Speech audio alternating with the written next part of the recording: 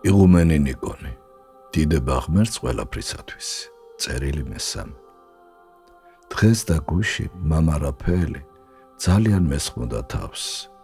მან გადაჭრით გამომიცხადა, რომ როცა უფროსობა ჩამოვა, მიაღწევს ჩემს სადმე გადაყვანას. თუ მართლა წასვლა მომიწევს, ბუნებაში მოსკოვთან ახლოს მოწყობას ფიქრობ. თუმცა მაინც და მაინც არ მინდა აქედან მოშორება. აქ ჯერ კიდევ იგრძნობა ოპტინისა და შამორდინოს სული.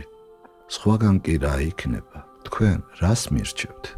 გავჩუმდე თუ უსიტყვოდ მივიღო, რასაც ღმერთი მომივლენს. დიდი ხანია შევნიშნე, რომ მამა რაფაელი აუცილებლად მიტევს მაშინ, როცა განსაკუთრებით კარგი სულიერი განწყობა მაქვს და ლოცვისას გულის სიტყვების მოზღვოებას იწვევს. სწორედ ეს ჭირდება ჩვენს მოკეთეს. სამაგიერო ბრძოლაში ჩვენი ძალებიც ძლიერდება. გულწრფელად მადლობელი ვარ მისი, აშკარა დიდი სარგებლობას ვიღებ. უფალმა მიუძღოს თავისი სიკეთეებით, იგი საშიში კაცია ბევრი ქალისთვის. ახლა ცოტასთი შეუძლია მისი სულიერი მდგომარეობის ამოცნობა. მას ყველა ხოტბას ასხამს და ამით ხუპავს მასაც და ხშირად საკუთარ თავსაც.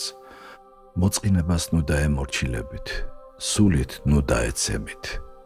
ღმერთი უფრო ახლოსაა ჩვენთან, ვიდრე გვგონია.